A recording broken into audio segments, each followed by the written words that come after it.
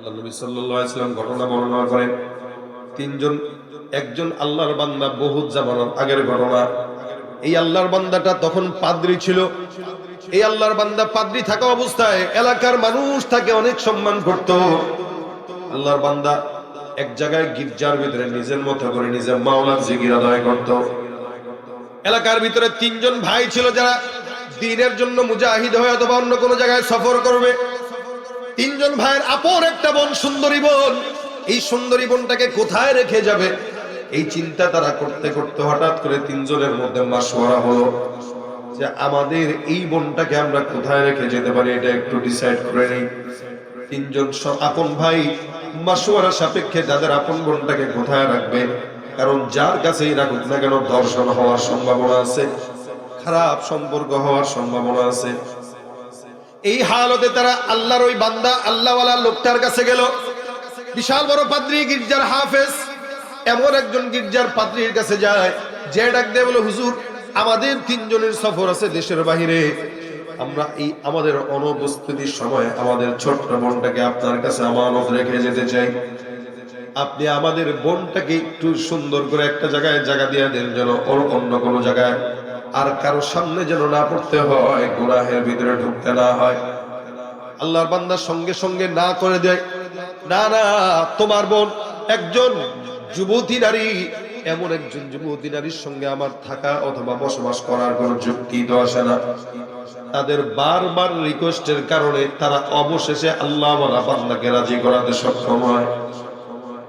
এই আল্লাহর বান্দা পাদ্রী যখন রাজি হয়ে যায়, তখন কি হবে? হঠাৎ করে উনি ডাক দিয়ে বলেন, ঠিক আছে, আমার এই দূরে একটা জায়গায় একটা ঘর আছে, ওই ঘরের ভিতরে তুমি তোমাদের বোনটাকে রেখে যাও। সুন্দর করে এই জায়গায় তুমি ঘর করে দিলাম, এই ঘরের ভিতরে থাকবে, আর খাবারের সময় আমি তাকে খাবারের বন্দোবস্ত করে দিব, সে খাবার খাবে। আল্লাহর বান্দার কথা অনুযায়ী তার গির্জার পাশে একটা জায়গায় সুন্দর করে একটা ঘরের ভিতরে কন্যা ওই মেয়েটাকে রাখার বন্দোবস্ত করে দেয়। একদিন যায়, 2 দিন যায়, 3 দিন যায়, 4 দিন যায়, এমন করে করে শয়তান তো দেখতেছে।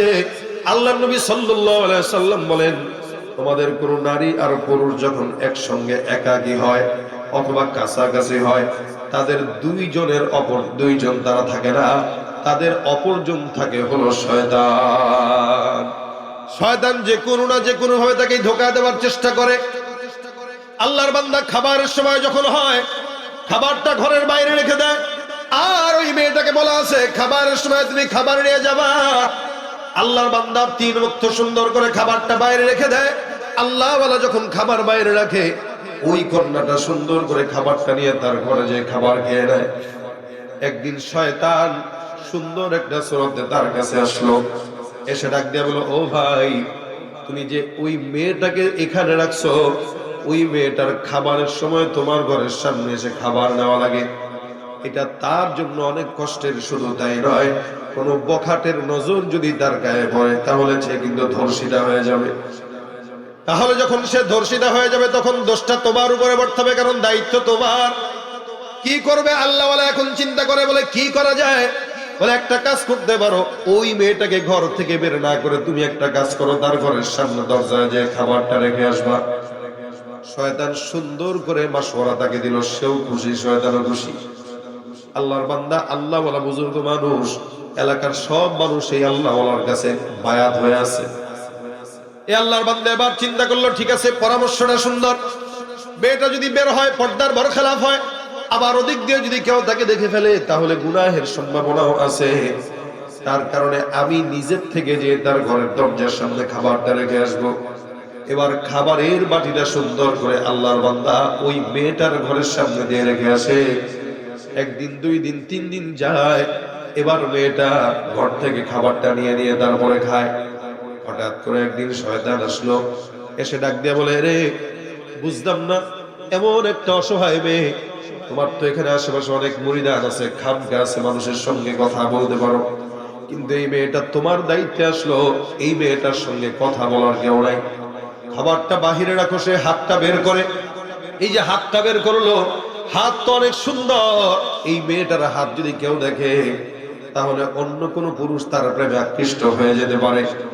মনে রাখবেন, একটা মেয়ের হাত পা যা বলেন প্রত্যেকটা জিনিস তার পর্দার অন্তর্ভুক্ত। আজকে যারা নারীদেরকে স্বাধীনতার নাম দিয়া ঘর থেকে বের করে রাস্তাঘাটে উলঙ্গ করে ছেড়ে দেয়, এরা কোশ্চিনকালেও আমাদের বন্ধু হতে পারে না। শিয়াল যেরকম মুরগির স্বাধীনতা চায়, এদেশের ওই বেহায়া বদমাশ গুলো নারীদের স্বাধীনতা চায়। যার কারণে এরা এই নিয়তে করে যে আমাদের ঘরের বোনদেরকে আমরা স্বাধীনতার নাম দিয়ে রাস্তায় বের করতেছি, চাকরি দিচ্ছি, যা কিছু করি, এটা নারীদের স্বাধীনতা। এই স্বাধীনতার নামে তারা যেন ভোগ করতে পারে, এই কারণে নারীদেরকে ঘর থেকে রাস্তায় বের করার পায়তারা করতেছে। এটা মূলত নারীদের স্বাধীনতা না, তাদের ভোগের স্বাধীনতা চায় তারা।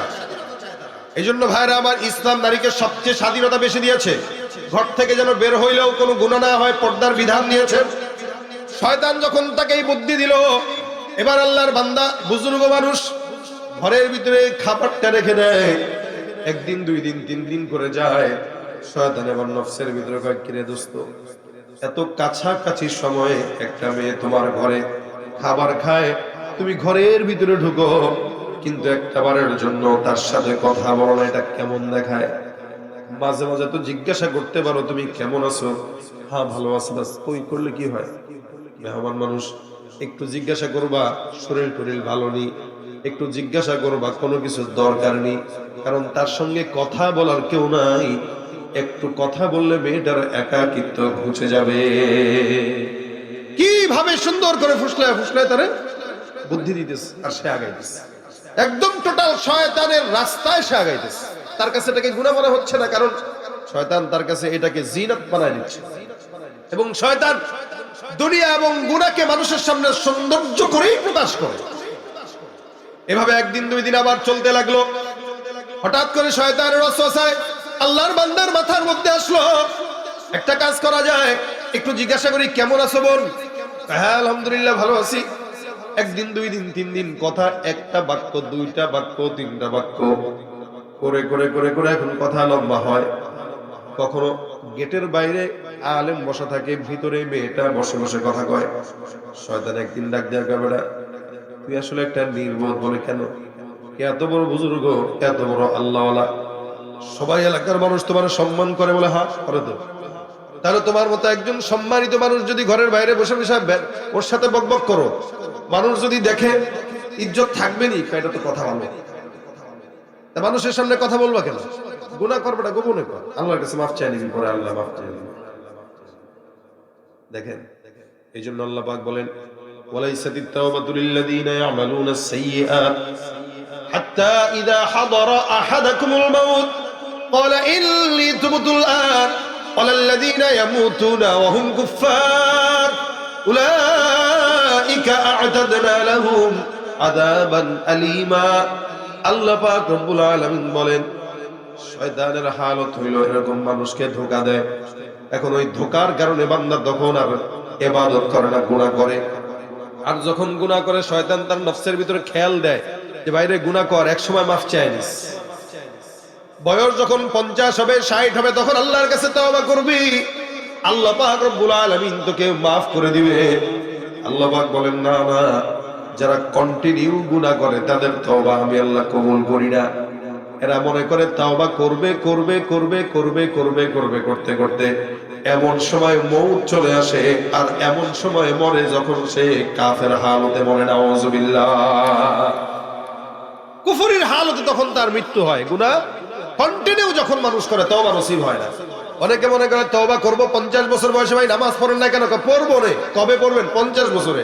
আমার সাথে একজনের দেখা হয়েছে, আমি তারা বললাম, ভাই দুনিয়ার সব জায়গায় ঘুরলেন, মক্কা মদিনা ঘুরলেন না? মক্কা মদিনা ঘুরবো পরে পরে, আমার চিন্তা ভাই একটু ভিন্ন। আমি বললাম, আপনার চিন্তা ভিন্ন কেমন?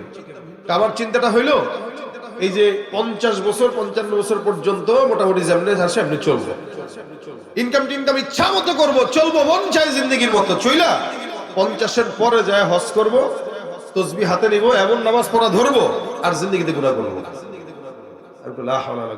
কি বলেন ভাই? কারণ এই যে হজ যদি করে আসি, তাহলে আবার আসবো যখন আবার গুনাহ হবে। আবার যদি গুনাহ করি তাহলে লাভ কি? হজ করে এত টাকা খরচ করে হজটা করে লাভ হইল। এই কারণে চিন্তা করছি একবারই করব, করার মতো করব, এরপরে আর গুনাহ করব না। দেখেন শয়তান তাকে কি সুন্দর করে মাসওয়ারা দিয়ে দিচ্ছে, সে শয়তানের মাসওয়ারা অনুযায়ী চলতেছে। আমি বললাম আপনি যে 50 বছর পর্যন্ত বাঁচবেন এটার কোনো গ্যারান্টি আছে? গ্যারান্টি না, এটা ঠিক, তবে আমার বংশের একটা ধারা আছে। বংশের ধারা কি? আমার দাদা 80 বছর বাঁচছে, আমার বাবার 75 বছর পার এখনো আছে, তার মানে আল্লাহ আমার 70-এর আগে নিবে না। নাউজুবিল্লাহ করবে, 70-এর আগে তাকে নিবে না, এটা আল্লাহ তাকে হয়তো জানাই দিছে। সে ধারণা করে এখন তার মন চায় জিন্দগি চলতেছে। এই ওয়াসওয়াসাগুলো, এই পরামর্শগুলো দেখে। এজন্য এটা না যে আমি এখন গুনাহ করব 2 বছর পরে মাফ চাবো, বিষয়টা এরকম নয়। বরং গুনাহ এখন হইছে, এখনই মাফ চাইতে হবে, এখনই মাফ চাইতে হবে, এটার জন্য সময় রেখে দেওয়া যাবে। আল্লাহর বান্দা এবার শয়তানের মাসওয়ারা নিয়েছে, নেওয়ার পরে এবার চিন্তা করলো, হ্যাঁ কথা তো ঠিক, মেয়েটার সঙ্গে কথা বললাম, কণ্ঠ অনেক মিষ্টি, এই মিষ্টি কণ্ঠের মানুষের চেহারা যেন কত মিষ্টি হয়, কণ্ঠটাও মিষ্টি, চেহারা যদি সুন্দর হয় তাহলে একটু কাজ করা দরকার, একটু কথাবার্তা বলি দেখি। একদিন আল্লাহর বান্দা ঘরের ভিতরে ঢুকছে, ঢোকার পরে কয়, তোমার সঙ্গে এত কথা হইলো কিন্তু তোমার চেহারাটা দেখা হইলো না, একটু চেহারাটা দেখি তো। ওই আল্লাহর বান্দিরও তো শয়তান ওয়াসওয়াসা দিতেছে একই কাতারে, তারে যেমন দিচ্ছে, দুইজনের ওয়াসওয়াসা মিলে গেল। করতে করতে হঠাৎ করে শয়তান তাদেরকে ওয়াসওয়াসার মাধ্যমে জিনার মধ্যে লিপ্ত করে দিল। নাউজুবিল্লাহ। অনেক বড় আল্লাহওয়ালা বুজুর্গ মানুষ জিনায় পড়ে গেছে। মানুষ তো আর ফেরেশতা নয়, যার কারণে প্রত্যেকটা ইনসান গুনাহ করে। কুল্লু বনি আদম খাত্তাউন, আল্লাহ নবী বলেন সব বনি আদম গুনাহগার, এরা গুনাহ করে, ভুল করে, কিন্তু আল্লাহর দরবারে ওই গুনাহগার বান্দাটাই দাম পায় বেশি, যেই বান্দাটা গুনাহ করার পর মাওলার দরবারে তওবা করে নেয়। এই আল্লাহর বান্দাটা এবার গুনাহ হয়ে গেল, জিনা হয়ে গেল, সন্তান পেটের ভিতরে আসছে, কি করবে? বাচ্চা এখন গর্ভে আসছে, কি করবে? এমন করে করে সময় চলে যায় যে সন্তান একটাও জন্মগ্রহণ হয়ে গেছে। শয়তান এবার কয়, এরে সন্তানও গর্ভের মধ্যে আসলো, এই বাচ্চাটা কিছুদিন পরে এই মেয়েটার বোন ভাই যখন তারা আসবে, তাহলে এই বাচ্চা আর মেয়েটার ব্যাপারে তুমি কি জবাব দিবা? তোমার কাছে জবাব আছে নাকি? এই যে তুমি অন্যায় করে জিনা ব্যভিচার করলা, বাচ্চাটাও হওয়াইলা, এখন তাদের ভাই যদি আসে, তোমার কাছে আমানত রেখে গেছে, মুরগিটা যেমন শিয়ালের কাছে দিলাম, শিয়ালটাই খেয়ে দিল, অবস্থা এরকম হয়ে গেছে। আসলে বলেন তো এটার পিছনে মূল কল কবজা নারছে কে? এইজন্য আল্লাহ বলেন, ইন্নাশ শাইতানা লাকুম আদুউন ফাত্তাখিযুহু আদুওয়া, শয়তান থেকে বাঁচো, শয়তানকে শত্রু মনে করো। এই বান্দাটা এখন কি করবে? শয়তান তারে বলে, একটা বুদ্ধি আমার কাছে আছে, তুমি যেই মেয়েটাকে এতদিন পর্যন্ত ভোগ করলা, আর গর্ভের ভিতরে সন্তান জন্ম দেওয়া দিলা, সন্তান এখন মানুষের চোখের সামনে, এখনো হয়তো কেউ দেখে নাই, কিন্তু দেখার আর বাকিও থাকবে না। কি করা যায়? একটা কাজ করো, এই মেয়েটাকে তুমি কি করবা জানোনি? বলে কি করবো? কেউ তো জানে না মেয়েটার হালত কেমন আছে না আছে। আল্লাহ পাকের সবচেয়ে বড় গোলামীর নাম হলো গুনাহমুক্ত হায়াত। সবচেয়ে বড় গুনাহমুক্ত হায়াতের জিন্দেগিটা হলো আল্লাহর গোলামি করা। এই জন্য আল্লাহ রাসূল সাল্লাল্লাহু আলাইহি ওয়াসাল্লাম বলেন, মানুষের ভিতরে যদি তুমি সবচাইতে বেশি ইবাদত গুজারওয়ালা ব্যক্তি হতে চাও, 80 রাকাত তাহাজ্জুদের কোনো প্রয়োজন নেই, ঠিকঠাক মতো গুনাহমুক্ত হায়াত যাপন করো, তুমি আল্লাহর কাছে সবচাইতে ইবাদত গুজারওয়ালা হয়ে যাবে।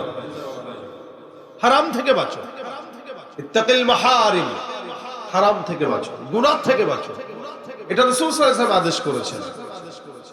আমাদের এই জায়গায় যারা বসা, আমরা এমন কেউ নাই যে ব্যক্তিটা গুনাহ করে না, এবং আমাদের গুনার কারণেই আল্লাহ গত 24 ঘন্টায় 2-3 বার আমাদেরকে ঝাঁকা দিয়ে দিয়েছেন। কি বলেন? আজকেও তো টের পাইছেন নাকি? আপনারা জানি না, যারা রাস্তাঘাটে ছিলেন তারা টের পান না, যারা উঁচা বিল্ডিং এ ছিল তারা টের পেয়েছে, কিন্তু গতকালেরটা সবাই কম বেশি পেয়েছে, তাই না? এটা হচ্ছে আমাদের গুনাহের কুফল। আমরা হাতের কামাই করে আমাদের আযাব আর গজব আমাদের উপর নাযিল করতে নিয়ে আল্লাহর কাছে আমরা চেয়ে চেয়ে নিয়ে আসি, অথচ এটা আমার উপর আসার কথা ছিল না, কিন্তু আসছে কেন? গুনাহের কারণে। মা আসাবাকুম মিন মুসিবাত ফাবিমা কাসাবাত আইদিকুম, মুসিবত আমরা আমাদের হাতের কামাই করে নিয়ে আসতেছি। এজন্য আল্লাহ পাক রব্বুল আলামিন বলেন, কিছু কিছু মানুষ তো আছে সমাজে মাশাআল্লাহ ইবাদত বন্দেগী করে, কিছু মানুষ আছে ওপেন গুনাহ করে, আবার কিছু আছে ওপেন করে না, গোপন গুনাহ করে। মানুষের সামনে বুজুর্গ সাজে আর গোপনে গোপনে এমন কোন অন্যায় নাই যেটা করে না। আমাদের দেশে এরকম অনেক দরবেশ আছে যারা মানুষের সামনে দরবেশ সাজবে, কিন্তু গোপনে গোপনে মানুষের সুদ ঘুষ হক নষ্ট করা জেনা ব্যভিচার এমন অন্যায় নাই যেটা সে করে। গোপন গুনাহ, গোপন গুনাহ মানুষকে কুফরির মৃত্যু দিয়ে দেয় যখন এটা সব সময় রানিং থাকে। আর প্রকাশ্যে গুনাহ তো এটা আরো মারাত্মক খারাপ। এক এক গুনার এক এক রকম অবস্থা।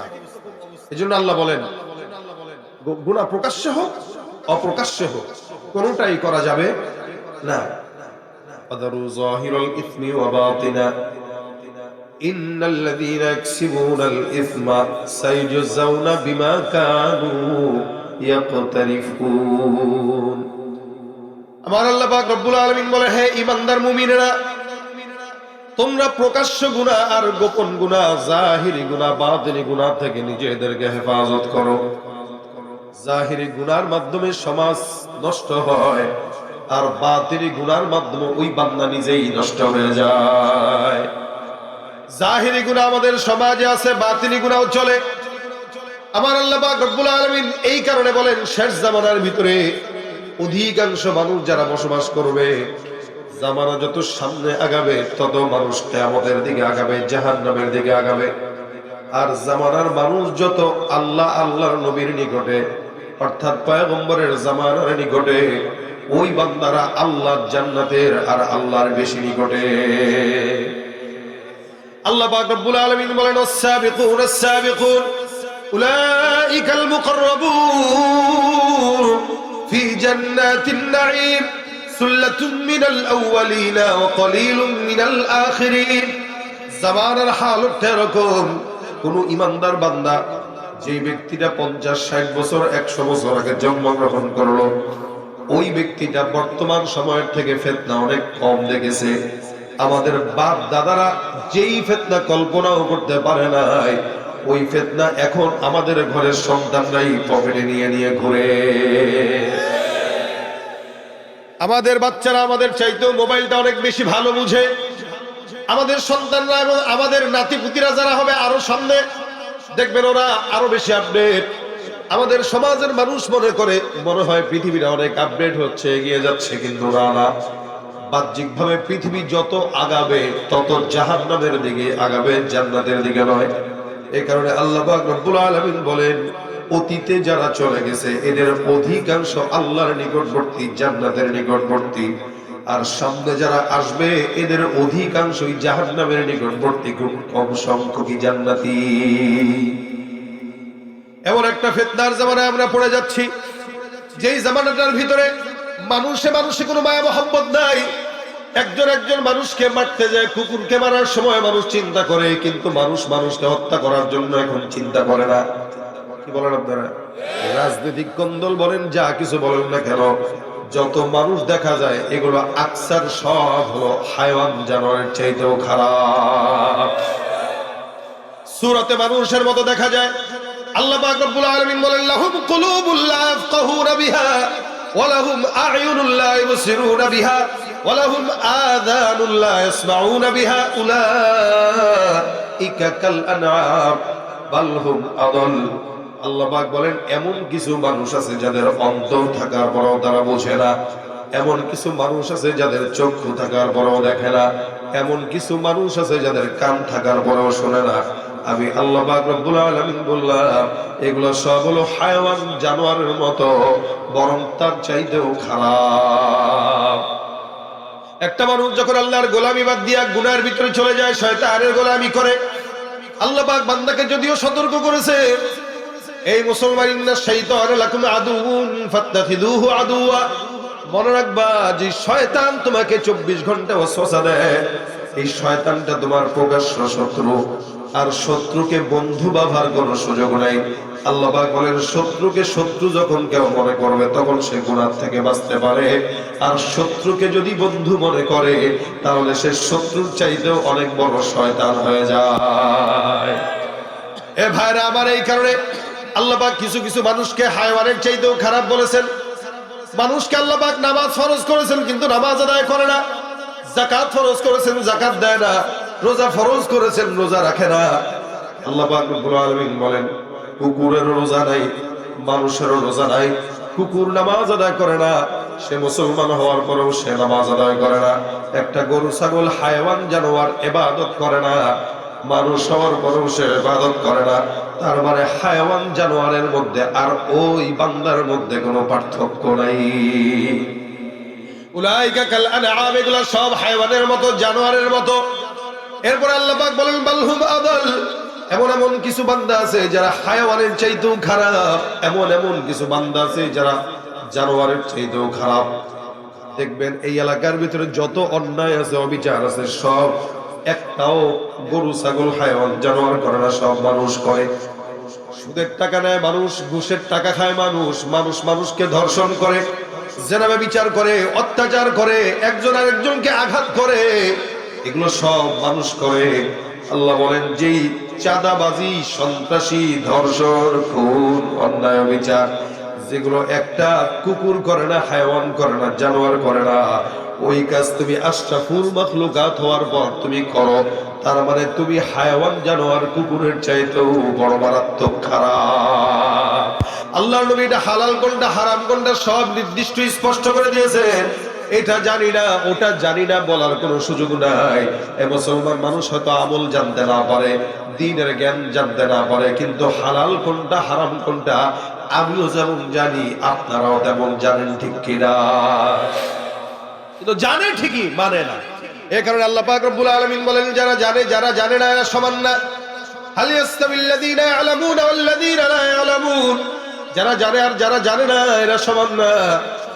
যারা জানে আর জানে না এরা কখনো সমান হতে পারে না। তবে যারা জানে এদের উচিত হলো সামি'না ওয়া আতা'না, যা শুনবো, জানবো, বুঝবো ওইটার উপরে আমল করব। আর যারা নাফরমান বান্দা, গুনাহগার বান্দা, এরা বলে সামি'না ওয়া আসাইনা, এক কান দিয়ে শুনে আরেক কান দিয়ে সুন্দর করে বের করে দেয়। এই বান্দাদের কাছে হালাল হারামের কোনো তামিজ নেই। কারণ আল্লাহ পাক রব্বুল আলামিন বলেন গুনাহটা হালাল হারাম এটার বিবেচনা করে তোমরা করবা, কোন কাজটা হালাল আর কোন কাজটা হারাম। এই গুনাহটা প্রকাশ্যে হোক অথবা অপ্রকাশ্যে হোক, শয়তানের ওয়াসওয়াসায় কোনো কাজ করা যাবে না, কারণ এ তোমাদের শত্রু। একে শত্রু মনে করা প্রত্যেকটা ইমানদারের দায়িত্ব। আল্লাহ নবী সাল্লাল্লাহু আলাইহি সাল্লাম বলেন এ মানুষ যখন শয়তানকে শয়তান মনে করে না, তখন শয়তান তাকে কাফের বানায় ছেড়ে দেয়। শয়তানের উদাহরণ দিয়ে আল্লাহ পাক রব্বুল আলামিন বলেন কামাসালি শাইতানি ইয ক্বালা লিল ইনসানি কফুর ফালাম্মা কাফারা ক্বালা ইন্নী বারীউম মিনকা ইন্নী আখাফুল্লাহ। আল্লাহ পাক অন্য আয়াতে বলেন শয়তান যখন তোমাদেরকে ঘেরাও করে রাখবে, চতুর্দিক থেকে শয়তানের কাজ হলো ঘেরাও করে রাখা। সুম্মা ইয়াতিহিম মিন বাইনি আইদিহিম ওয়া মিন খালফিহিম ওয়া আন আইমানিহিম ওয়া আন শামাইলিহিম ওয়া লা তাজিদু আকসারাহুম শাকিরিন। আল্লাহ পাক বলেন শয়তান যখন আসে ডানে বামে সামনে পিছনে চতুর্দিক থেকে এসে মানুষকে ধোঁকা দিয়ে দেয়। এই কারণে কেউ তার ইলমের কারণে শয়তান থেকে বাঁচতে পারে, আর কেউ ইলম না থাকার কারণে শয়তানের ফাঁদে আটকে পড়ে যায়। শয়তান আপনার রন্ধে রন্ধে, রাসূল বলেন এটা রক্তের সঙ্গে প্রবাহিত হওয়ার মতো করে চলে। কারণ শয়তান আল্লাহ পাকের কাছে ওয়াদাবদ্ধ হয়েছে, আল্লাহ আপনি আমাকে কিয়ামত পর্যন্ত আপনার বান্দাদেরকে যেন পথভ্রষ্ট করতে পারি এটার অনুমতি দিয়ে দেন। আল্লাহ দিয়ে দিয়েছে। আল্লাহ পাক রব্বুল আলামিন শয়তানকে এরকম শক্তি দিয়ে দিয়েছেন। আল্লাহ পাক রব্বুল আলামিন বলেন তবে হ্যাঁ সবাইকে পারবা ইল্লা ইবাদাকা মিনহুমুল মুখলাসিন। এই বান্দাদের ভিতরে উত্তম বান্দা যারা, যারা আমলদার বান্দা, নেককার বান্দা, এই সমস্ত বান্দাদেরকে গোরা শয়তান কোনোদিন করাইতে পারে না। তবে যারা নেককার নয়, নামাজ ঠিক মতো আদায় করে না, রোজাও রাখে না, আলেমদের মজমায় বসে না, ওই বান্দাদেরকে শয়তান খুব সহজে ধোঁকা দিয়ে দেয়। হাদিস শরীফে পয়গম্বর সাল্লাল্লাহু আলাইহি ওয়াসাল্লাম বলেন শয়তান যখন আসে বন্ধু সুরতে আসে, সুন্দর করে এসে বান্দাকে একদম জাহান্নামের তলদেশে যে তারপরে ছেড়ে দেয়। অতঃপর শয়তানের কার্যক্রম যখন শেষ হয়ে যায়, শয়তান তখন কয় তোমার থেকে আমি পানাহ চাই। আল্লাহর বান্দা রাত্রিবেলা কান্নাকাটি করে বলে মালিক কি করব, এমন অবস্থা আমি পড়লাম, আল্লাহ পাক রব্বুল আলামিন তুমি আমারে মাফ করে দাও। এবার সুন্দর করে একই শয়তানটা আবার তার সামনে হাজির হয়ে গেল। শয়তানকে ডাক দিয়া বলতেছে, ও ভাই, এত বিপদের মধ্যে তুমি আমাকে কেন ফালাইলা একটু বলো। আমার যে তুমি প্রথমে মেয়েটার সঙ্গে কথা বলাইলা, দেখাও করাইলা, জেনাও করাইলা, বাচ্চা হওয়াইলা, এরপরে করাইলা, দাফন দেওয়াইলা, এখন আমার তো মৌত হবে হবে বাপ, মানুষ কত সম্মান করতো, এখন আর জমানায় আমার কোনো সম্মান নাই। শয়তান কয়, বাঁচার জন্য একটা মাত্র রাস্তা তোমার সামনে এখন ওপেন। এই একটা বুদ্ধি যদি তুমি আমার মানো, তাহলে এই বুদ্ধির কারণে হয়তো তুমি বেঁচেও যেতে পারো। আল্লাহ ওয়ালা ডাক দিয়া বলে, কি বুদ্ধি আমার একটু বলো। শেষমেশ তুমি তো আমার যা করার করছই, এখন শেষমেশ দেখি বাঁচাইতে পারো কিনা। বাঁচাইতে পারবো, আমার কথা শুনতে হবে। বলে বলো। এই যে আমি এখানে দাঁড়াইলাম, তুমি আমার একটা সেজদা করে দাও। সেজদা যদি তুমি আমাকে করো, আমি কোনো মতে বাদশাকে আমি তোমাকে মারার থেকে বাঁচায় দিব। আল্লাহর বান্দার মাথার কাজ করতেছে না, বাঁচার জন্য পাগল, কারণ শয়তান তো তাকে চতুর্দিক থেকে ঘিরে ফেলেছে। মালা আতিয়ান্নাহুম মিন বাইনি আইদিহিম ওয়া মিন খালফিহিম ওয়া আন আইমানিহিম ওয়া আন শামাইলিহিম ওয়া লা তাজিদু আকসারাহুম শাকিরিন। চতুর্দিক থেকে শয়তান যখন ঘেরাও করে নিয়েছে, আল্লাহর বান্দা আর সামনে ডানে বামে আর নজর দিয়ে কিছুই দেখে না। সঙ্গে সঙ্গে শয়তানের কুদরতি, শয়তানের ওই নষ্ট কদমের ভিতরে সেজদা দিয়ে ঈমান হারা হয়ে গেছে। কত বড় বুজুর্গ যে গির্জার পাদ্রী, এই আল্লাহর বান্দাকে শয়তান ধোঁকা দিতে দিতে তাকে কুফরি পর্যন্ত করাইছে। এজন্য আল্লাহ পাক বলেন, কামাথালিশ শাইতান ইয ক্বালা লিল ইনসানি কফুর ফালাম্মা কাফারা ক্বালা ইন্নী বারীউম ইন্নী আখাফুল্লাহ রাব্বাল আলামিন। আল্লাহ পাক রব্বুল আলামিন বলেন, শয়তানের উদাহরণ হলো শয়তান মানুষকে ধোঁকা দেওয়ায়, কুফরি করায়। আর কুফরি করানোর পর মানুষ যখন তার সঙ্গে কথা বলে অথবা অন্য কোনো কিছু করতে চায়, শয়তান তখন বলে, ভাই তোরে তো আমি চিনি না, তোর থেকে আমি আল্লাহর দরবারে বানা যাই। এ মুসলমান, শয়তানের কাজটাই বান্দাকে ঈমান থেকে বের করে জাহান্নামের দিকে ডুবায় দেওয়া। আর জাহান্নামে ডুবায় দেওয়ার পর বলে, এই বান্দার ব্যাপারে আর কোনো আমার কথা আর আপত্তি নাই। আর যখন আমরা গুনাহ করি, আর এভাবে গুনাহ করতে করতে সমাজে গুনাহ বেড়ে যায়, তখন আল্লাহ পাক রব্বুল আলামিন ভূমিকম্প দেয়। এই গুনাহের কারণে আযাব আর গজব দেয়। রাত্রিবেলা গুনাহ করে, সকালবেলা গুনাহ করে, 24 ঘন্টা যখন বান্দা গুনাহ করে, গুনাহের কারণে আল্লাহ পাক আযাব দেয়, গজব দেয়, ভূমিকম্প দেয়, ভূমিধস দেয়, অথবা করোনা মহামারী দেয়। এই যে আমাদের সমাজে যে পরিমাণ গুনাহ বাড়ছে, মানুষ মানুষকে মারার জন্য চিন্তাও করে না, মানুষ কাউকে ধর্ষণ করতে যায়ও চিন্তাও করে না। অর্থাৎ কোন মানুষ মানুষের মতো দেখতে হইলেও অধিকাংশ মানুষ সব হলো হায়াওয়ান আর জানোয়ারের মতো হয়ে গেছে, ঠিক কিনা? এই জন্য ভাইরা আমার, গুনাহমুক্ত হায়াত এটা বহুত জরুরি বিষয়। আল্লাহর নবী সাল্লাল্লাহু আলাইহি ওয়াসাল্লাম বলেন, হারাম থেকে বাঁচো, আল্লাহর দরবারে বুজুর্গ বলে গণ্য হবা। আমরা মনে করি সারা রাত তাহাজ্জুদের নাম মনে হয় ইবাদত।